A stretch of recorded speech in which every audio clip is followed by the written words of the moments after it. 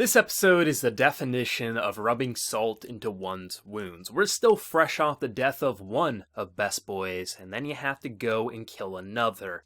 I will say I was predicting it when everything was kind of happening with the unlucky numbers, where you want to go afterwards. It was clear King Crimson was going for another victim, but not only is it hard to see Giorno's body in that situation, it's even worse when you see that even after the repair, it's been too late and the soul has left the body. Holy shit, this made me feel some things. I really like this cast in Golden Wind overall. I want them all to live, and it doesn't matter who, it doesn't matter where or when. Once you see that death reaction, and the fact that they're in the middle of a battlefield and don't have the time to truly mourn and have to carry on, it makes that sting all the more painful because you have to. Literally, if you don't immediately get back into your warrior head, you're going to die alongside one of your best friends. You have to put it down and just keep moving forward, and when this is all said and done, hopefully you can have that time to truly kind of respect the dead and what came before you. And this was a great death scene for as painful as it was, because even though it made me so tense, like I knew someone was about to bite the dust, and to just see it occur, it was just so disgusting to see how they killed him. But then to see that scene with Giorno trying to mend it, and his soul was basically attached to both bodies, because once you're dead, the soul leaves the body, and even if you repair the vessel, it doesn't matter. The soul's gone. I mean, Giorno can get his body back, but it's just nothing at that point. And just the nothingness is what hurts. They kind of went a very well thought out manner in terms of this death, because it doesn't give you much time to mourn. It doesn't give your characters much time to accept what's happened, because in the middle of wanting to break down and cry, which some of them do, they also remember, if this just happened, it means it's going to happen again, and they have to put their emotions behind them and fight, and figure out what's happened. How the hell could the boss do this when the boss should be disabled? Bucciarati's body was completely wiped out. There is no way it could be there, and then everyone clues in to the split personalities, and how, when this all occurred, somehow both personalities were actually separated and put into two separate people. Like, this is painful. Not only do you think, this is creative, wow, Araki, I can't believe you did this, you also want to punch him for hurting you once again. But I do appreciate the fact that this is a gangster story, and not everyone gets that happy ending. And I think they really went painful, but really well thought out with it, and you can't say it was anything less than a well-directed and executed sequence. Especially seen by the emotional voice actors. I don't know how they get into this performance, how they can really sell that they just lost someone close to them, but there's no denying that the emotional acting coming across all of the actors, it feels as if you really believe they lost someone close to them, and it's not just them getting into a role and making a new voice for JoJo. It feels as if they really believe in these characters and kind of became them when they were recording their lines. I think just the way they went about framing these shots, the way they went about directing the music, there was a couple of shots that really just, like, the way they were framing it, and then the music kind of building up behind the characters, it really made you feel a few things. And I think just the revelation of how this occurred, how creative it was, but how painful it was all at the same time, and the fact that they didn't even show you the body first, it was the blood dripping down from the ceiling.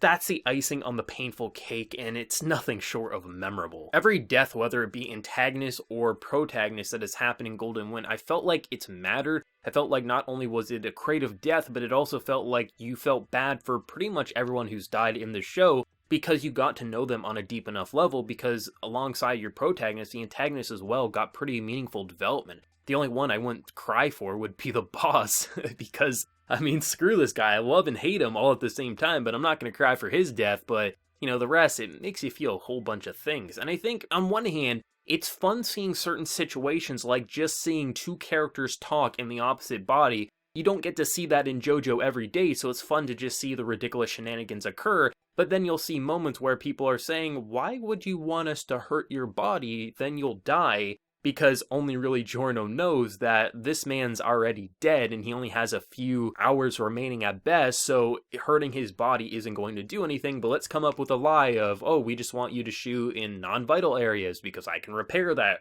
Right, Bruno? Wink, wink, nudge, nudge. Like, there's so much pain behind some simplistic smiles at the beginning of this episode, and it all goes to shit so fast. And to just see not only is the boss up and running and hurting people, it's the fact that this stand is so independent and so brutal that if you even touch that arrow, if it's your stand doing it, your stand will come back to attack you, and if you do it, you're still gonna get screwed. The fact that you can throw a rock at it and the rock will come back basically at a bullet speed to kill you, it's absolutely ridiculous. And the fact that only a turtle could basically be the savior in this situation because he's no longer a stand user anymore because his stand is completely independent from him. Who the hell's getting that arrow? Like, I mean, I'm still leaning towards my boy Giorno, but at the same time, who's ever closest needs to touch that damn arrow because I don't think they're going to get another chance because anyone who was surrounding the stand wouldn't be attacked. It's completely just walk. It has no thoughts other than carry the arrow, protect the arrow. If anything comes close, kill whatever it was attacking me. But if you just walk beside it, hell, even if you trip the stand, it's not going to do anything. This is such an interesting antagonist because not only do we have the fear and the pain of what the boss has just caused us and what he could still do to these characters, we have a stand who kind of seems indestructible with his current objective and the fact that you can't touch this arrow. So really hopeful that, they can upgrade a stand before everything goes to shit because the boss is right behind him.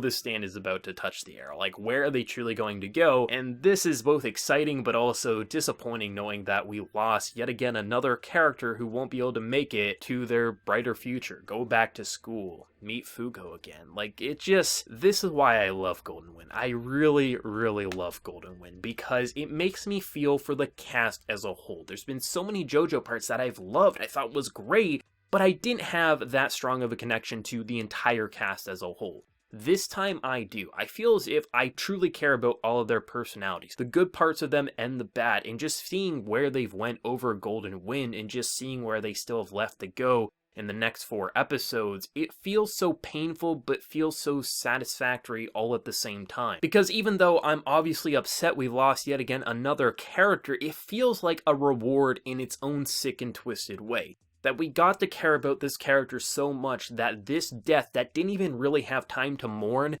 still stings, but you agree with these characters and have to keep pressing forward because otherwise you're going to have more bodies. And to see that flower bed, once again, it feels so rewarding for what Golden Wind has experienced up to this point. It really feels like these characters matter, this story matters, and what started off as, redoing a gang and putting in better leadership has become something so much more complex that shook up what we knew about stands, shook up what we knew about even some of the characters in part 3 and just where it could affect the future of JoJo going forward in future stories. And I really loved this episode. I think personally for me, what really sold this episode and drove this episode to the finish line had to be the music and voice acting. There's only a couple of shots where the music truly took my breath away, but those moments really stood out because it sold what was happening. I was holding on, I was like, this is sad, but I'm good.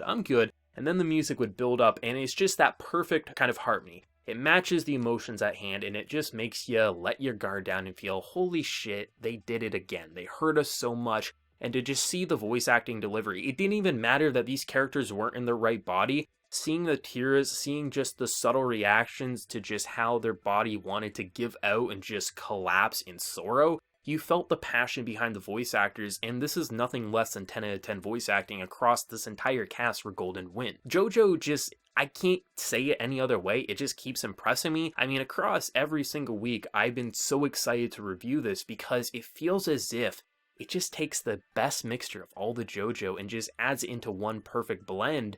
And I just love how at every moment, even though I understand the boss and kind of how the personalities work, I can still get caught off guard on the entire idea that basically you can split the personalities into 2 separate souls, essentially. Like, I love it. It is so interesting how at every moment where you see so much absurdity that JoJo is known and loved for, but at the same time you come out saying this is also so brilliantly written and intelligent, and that's the brilliance of Golden Wind. It's so complex. It's why I'm so happy this was this gangster story that we got for Golden Wind. It just feels so personal on all sides, basically, and to just see where the future could go. It feels like we still have so much more to explore, but at the same time, the finish line is right in front of us, and really, I don't think they can jump the shark at this point. I really feel like Golden Wind cracked the code of what JoJo should look like, and holy shit, I'm excited for the remainder of this season. For everyone who did read the manga, or just are anime originals like myself, what did you think of this very emotional and creative episode of JoJo's Bizarre Adventure, Golden Wind? Did you get hit as much as me for that death, either if you've read the manga, it hit you again, or if you were completely caught off guard as being an anime original? What did you feel? The positives, the negatives? Let me know down in that comment section below. If you did enjoy this video, be sure to drop a like and also hit that subscribe button if you have been new. So until next time, everyone, please take care and have a good one.